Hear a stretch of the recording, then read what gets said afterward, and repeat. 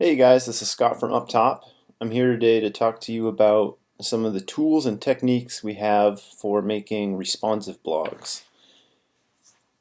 The fundamental thing is to use the 1.3 version of our parent theme, and if you've watched some of the other movies that I've made, you'll know that we have the 1.2 parent theme for standard blogs and the 1.3 parent theme for responsive blogs. Older parent themes are for legacy designs, and we don't use those on new projects. So what you see here is a brand new responsive design blog, FMLA Insights.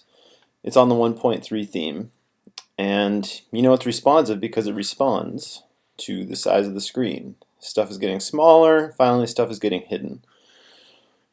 You don't have to reinvent the wheel. We've invented a lot of wheels to make this process pretty fast.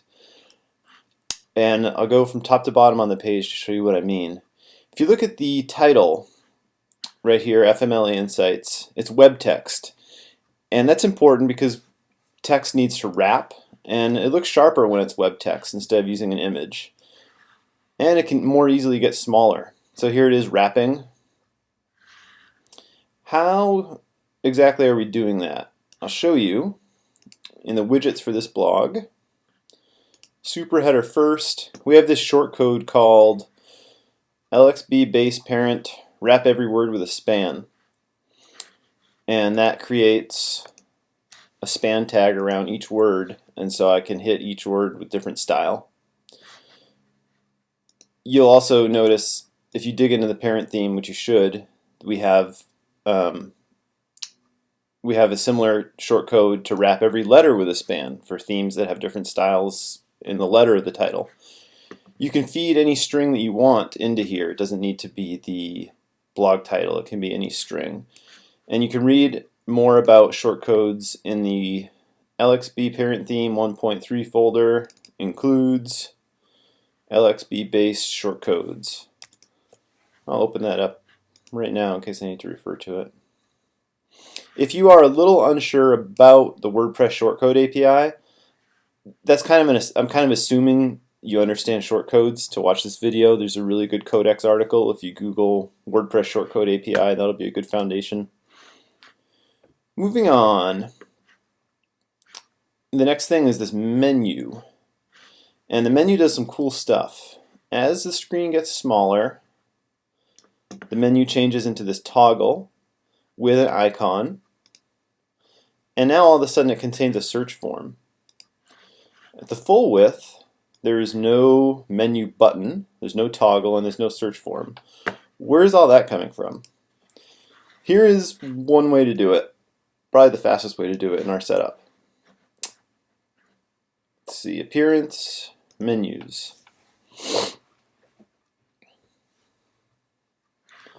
It's this global navigation, and there's this custom menu item.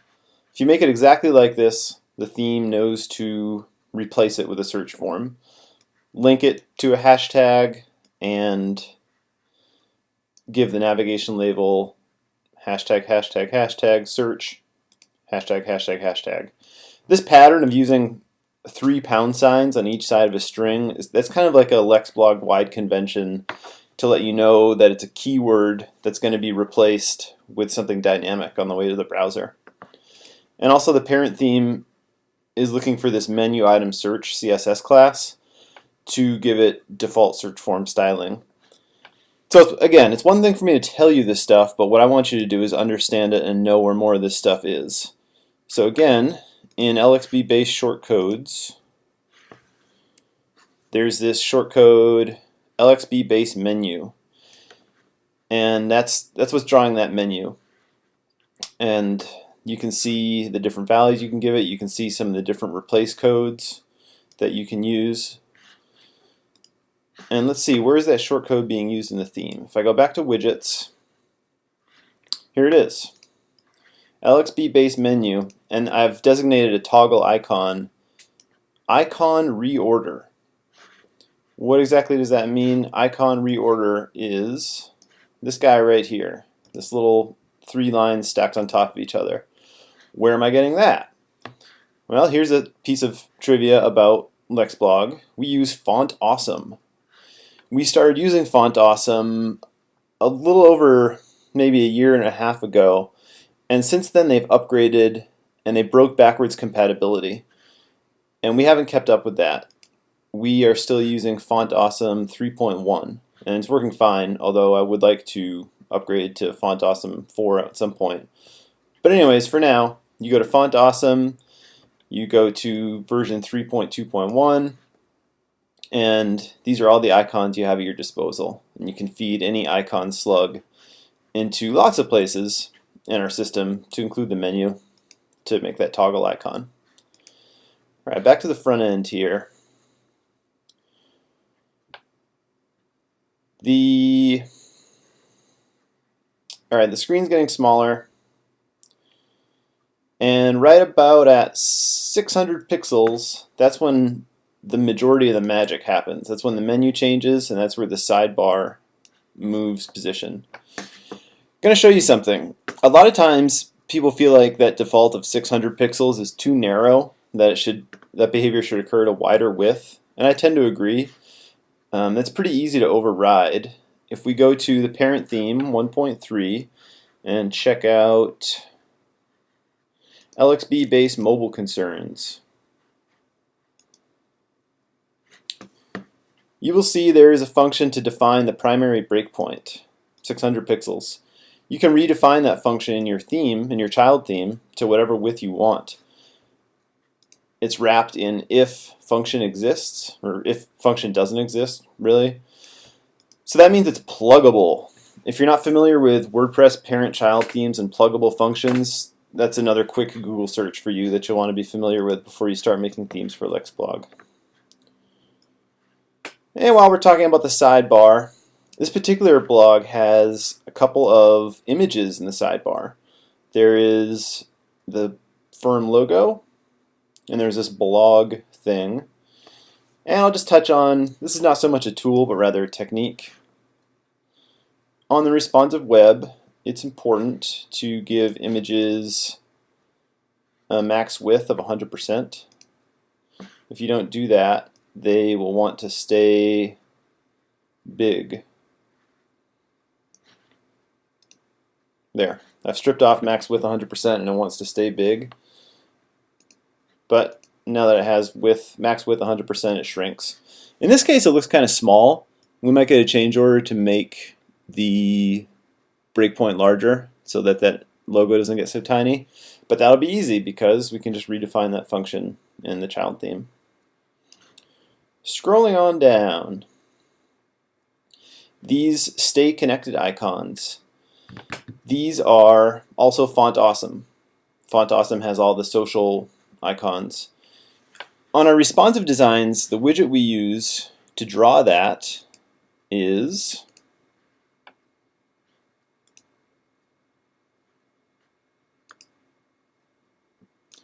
pardon my browser, I think it's slow when I make movies. The widget we use to draw that stuff is LXB accordion links instead of some of the other link widgets we have. LXBN accordion links does a bunch of things. It can output links as a jQuery accordion slider, but for our purposes, it's an in-house plugin to output links however we want. And we've got it integrated with Font Awesome pretty easily. You have some options. Here I'm specifying the category ID to appear above the fold, meaning if I were using the jQuery show hide option, there would be links above and below the accordion behavior. Do you want to show the link name? In this case I don't, I just want to show the icon. This is an expected class, connect, and just icons. I'll talk more about expected classes in a second. First I want to show you where these links are coming from. Go to links, all links, and here's Facebook. And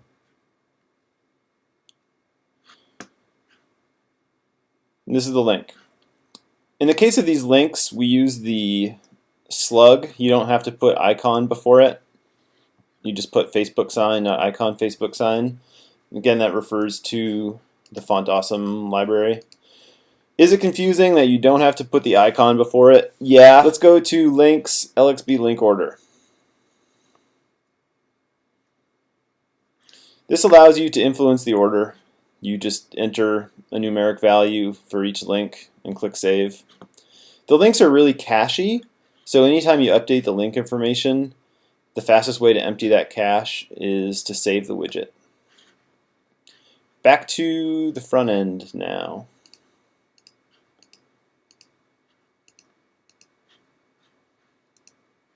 We've got a subscribe widget.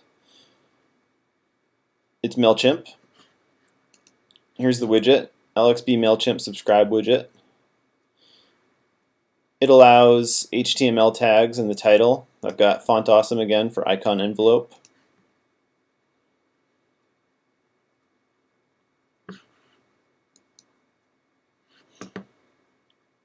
And there's really nothing else specific to responsive. Oh, here's something. So this podcast widget. See, it's got an icon in its widget title as well. And let's look at what's driving that. This is important. WordPress by default does not allow HTML and widget titles. So the way that we develop to trick WordPress is to use this square bracket syntax. Use square brackets instead of angle brackets, and you use backticks instead of quotations to do HTML and attributes. And in this case, I'm using Font Awesome icon RSS sign to create this icon. Under the post content, more Font Awesome.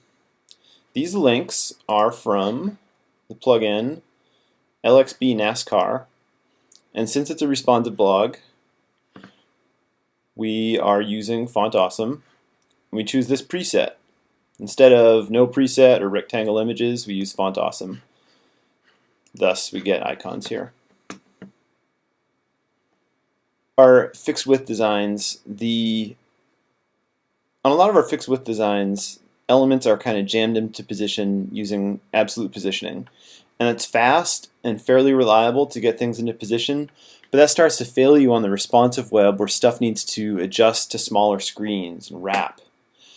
If you look at the colophon here, that's a likely candidate in our fixed width designs for stuff to be jammed in with absolute positioning. But we don't do that here. We either use floats or use display inline block. And if you're not familiar with display inline block, or if you're not comfortable with floats and clearing floats, those probably are concepts I would want you to be comfortable with before you're making themes for LexBlog. And there's lots of results on Google for learning about those layout techniques. And that's what I'm doing here. If this were absolutely positioned, these items would just overlap one another. They wouldn't wrap to a new line. And we'd have a layout bug. That's kind of the name of the game. Stuff has to wrap, therefore it has to be part of the document flow. If stuff is absolutely positioned, it's not part of the document flow. Okay, a few minutes ago I mentioned this concept of expected CSS classes. If you look at our widgets, a lot of them have widget classes. Links, that's kind of a keyword that we use a lot. Feed burner, that's a keyword that we use a lot. Just icons, that's a keyword that we use a lot. You can learn about that stuff if you read the theme. So in style.css, if I open, and let's see, I'm just going to do a Control F for dot links. We've got all this stuff set up to give proper padding and borders to that class. Similarly, connect, feed burner, just icons. All that stuff is wired in. You should read it. You should be interested in reading that. Okay, that's a responsive blog. Those are tools especially for the responsive web techniques. Thank you for watching.